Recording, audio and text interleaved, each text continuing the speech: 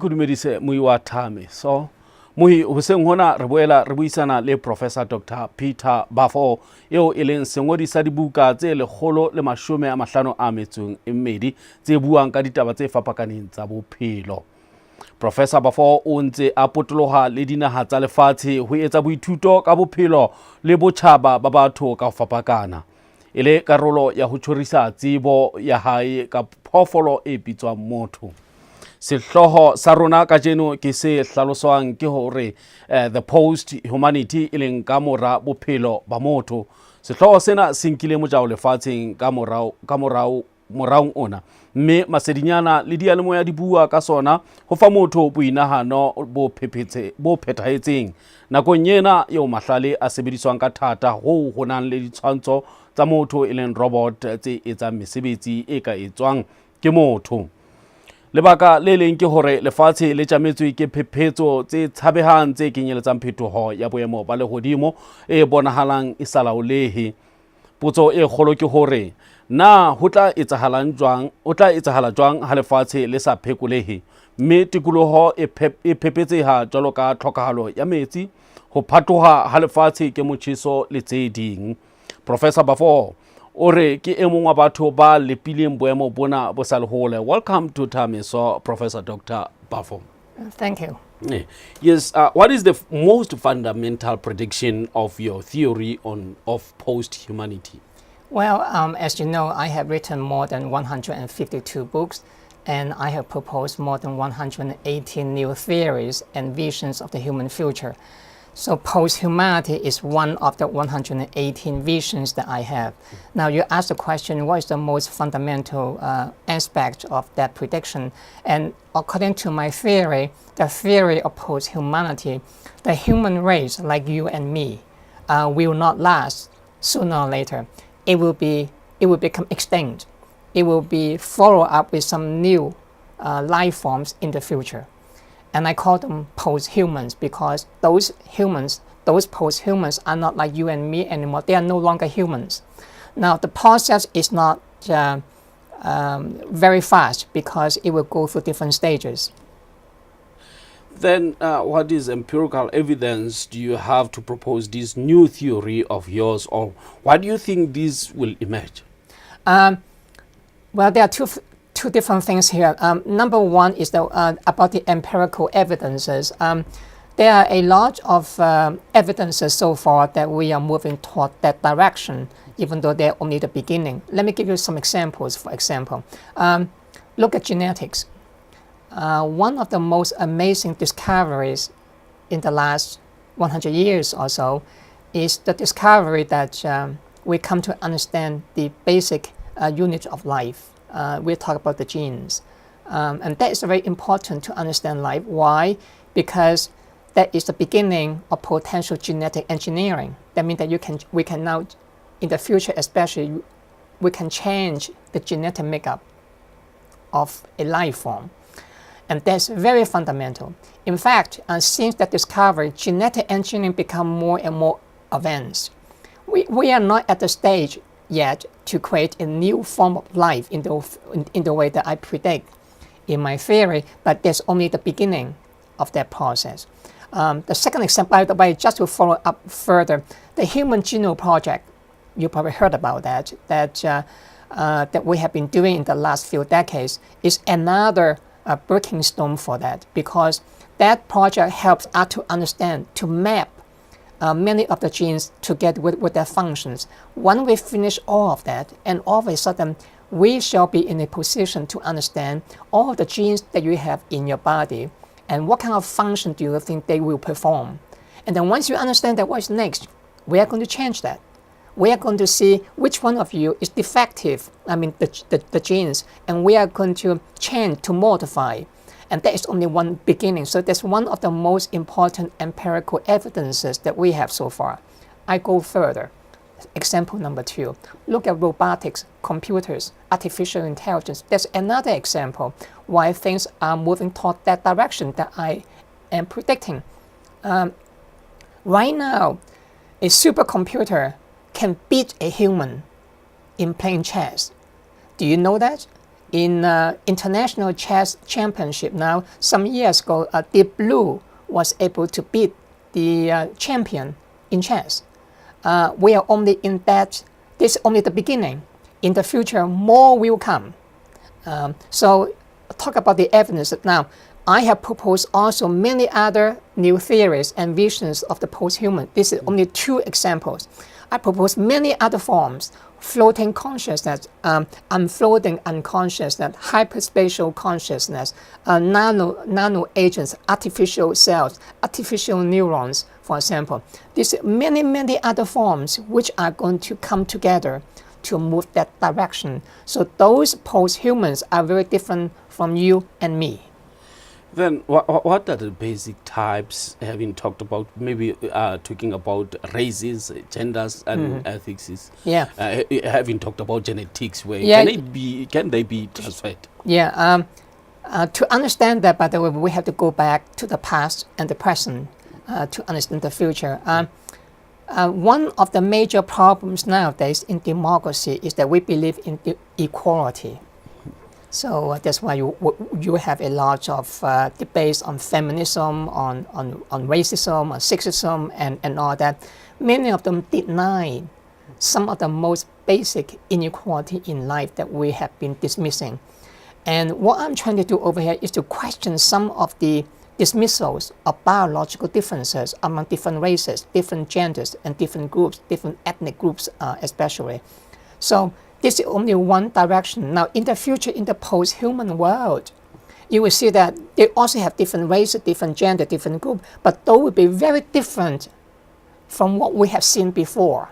In fact, nowadays, if you go to watch some science fiction film, for example, last year, I watched a film made by a feminist film producer. She was very clever. She made that film and she tried to promote women's rights. So in that film, they show a mutant. A mutant was sitting on the other room, but then there are some humans, they were in the other room trying to make some decision. And she deliberately showed a room where all the white men were sitting together in that room. And they were saying something like, we are much more powerful than women are weaker than us. And then all of a sudden next door, in that film, by the way, then that mutant, she looks like a woman, and she just did something tremendous to destroy and change so much. The point of the film by the feminists is to show that women are powerful, much more powerful than men. But whatever the slogan is, now this is very misleading, because in the post-human world, those mutants are not women. In fact, this is also very deconstructing, because that feminist message is to portray that women are supposed to be very powerful, tough, aggressive, violent, and all that. But the more they portray like that, the more they champion masculinity as a superior form, not femininity. So whatever the intention is, what I'm trying to point out in my publication is that in the post-human world, this kind of thinking becomes obsolete. We need to enter into new ways of thinking about genders, groups, ethnicity, races, and all that. In the post-human world, the fighting will go on. But it will not be on the basis of what we know before in terms of racism, sexism, classism, and all that. But there will be different forms of struggles and power and all that. When will all these post-humans emerge in future? It will go through different stages. Some forms will emerge more distant into the human future. Some are emerging now gradually. One good example is what I just mentioned. Artificial intelligence, supercomputing. We are moving more and more toward the direction that sooner or later, robot, supercomputers will surpass our intelligence. Human intelligence will be surpassed one day. They will be smarter than us. Now, I'm talking about certain forms of intelligence. There are different forms of intelligence. I'm talking about, let's say, analytical intelligence, like mathematics, for example, or computing. They have already surpassed some of that, but they will be going further into that kind of direction. Some other form of intelligence come a bit later. For example, fighting. In the post-human world, you have some super soldiers. Those soldiers will have some amazing physical ability. They can jump up. They can jump up to the top floor, very high. Nowadays in the US, just in case you do not know, and also at MIT, I received my PhD from MIT. They were developing some programs to create some super soldiers where they have some shoes. The shoe will allow you to jump up. But I go even one step further, 10 steps further, and in the future, they don't even need to wear shoe like this. In the future, the post-human will behave in certain way that we could not do before. So step by step, piece by piece, they are surpassing us. Then how will post-humans affect the future societies and cultures? It will affect all of them. They will affect what I call society, culture, nature, and the mind. The mind will be surpassed, the human mind will be surpassed by the post-human mind. They will think in a different way that we think. They will have different kind of emotion, different kind of values and beliefs. Just in case you do not know, nowadays a lot of people, especially in science fiction, they used to judge that they spend a lot of time arguing, debating whether the post-humans, whether some of those machines will think like us, will be capable of to have human intuition. I think that this kind of debate is very misleading. In the post-human world, those post-human will not want to be like you and me. We are humans. We become too primitive for them. They will surpass us in emotion, intelligence, and everything else. They will not value what we value. So to compare and say whether they are human or not, for the post-humans, is not important. They don't want to be like us. Remember the chimpanzee and the apes and all that. In evolution, we came out of that. But now, right now, when you talk about the chimpanzee and the apes, we look down on them, right? We don't want to say we are equal with them. In the post-human world, they don't want to be equal with you and me. They look down on us as human. That's why they will be post-human over time. Gradually, to the point that there will be no more humans left. Professor Baofu, the world is suffering or is missing the good leadership in the life today. You talked about the genetic way of living life. Can they be transferred? What happened to the world coming to this post-human, talking about the leadership that the world needs? Are we fading out that since, as we have some challenges through the leadership, you talk about the genetical way of life? Yes. Remember, I don't have only one vision. I don't have only one theory. I have 118 new theories and visions so far. So not only one. So you asked this question about leadership. I have another theory, another vision, not about post-humanity, but they are related. I talk about post-democracy. Now, I have another prediction saying that democracy as we understand it now will not last. It will be replaced by a new form of political system on Earth and beyond Earth into outer space. And I call that post-democracy. In post-democracy, that kind of leadership that you are talking about, we will come to the point where the post-humans now will think about different form of political system to surpass what we have done in liberal democracy. In many ways, liberal democracy is very dysfunctional.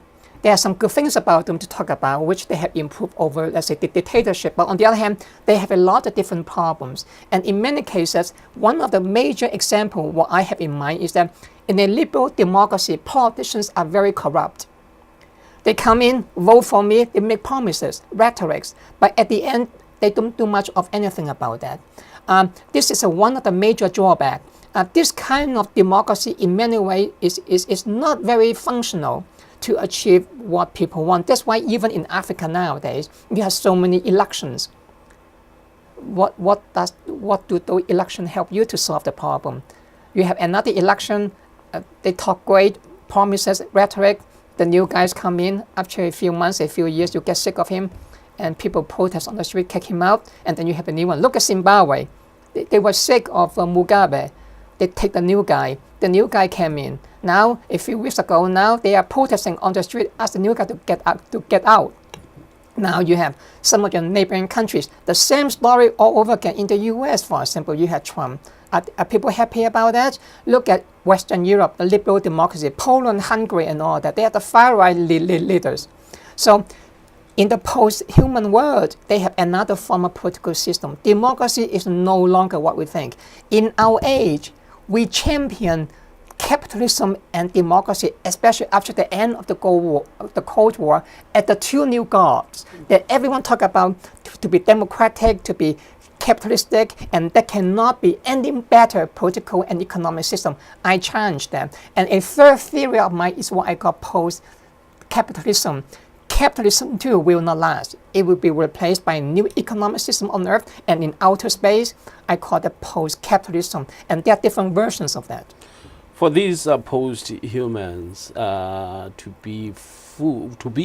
emerge, does it have to include other academia people living on this world? What role do they play? In what ways again? For these post-humans, yes. that now you're telling us about the future. Yes. Does it need other academia to be fully participating to implement this for it to emerge? I understand. Remember, the post-humans in many ways are much more superior than we are. So you talk about academics. Of course, they have their own academia. Of course, they have their own professors. They have their own whatever we have. They have too. I'm just saying that they will have much better what we have.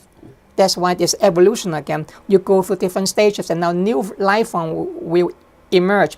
If you ask me, will they be perfect? The answer is no. Will there be paradise? My answer is no. But they will have just another form, another a different species.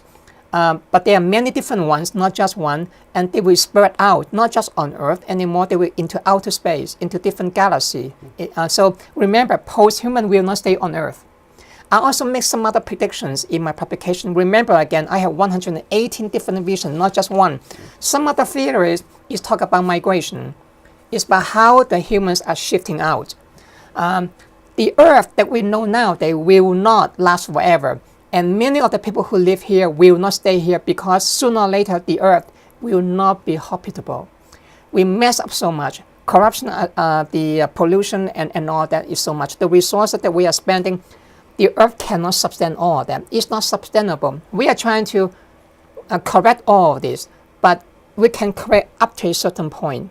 But it's also time for humans to move out too. But that's only paved the way to a more transformation about life forms in the universe, in our solar system, for example. In the future, you have the different universes altogether that the post-human will try to create too. So it's a boundless opportunities that we have never known before on Earth. Thank you very much for your time, Professor Thank you. Peter Baofu. Thank you. Moi re tla khafetsa o se o ka e re tsebo fetela pele ka mokgahlelo o mongwe lenaneo.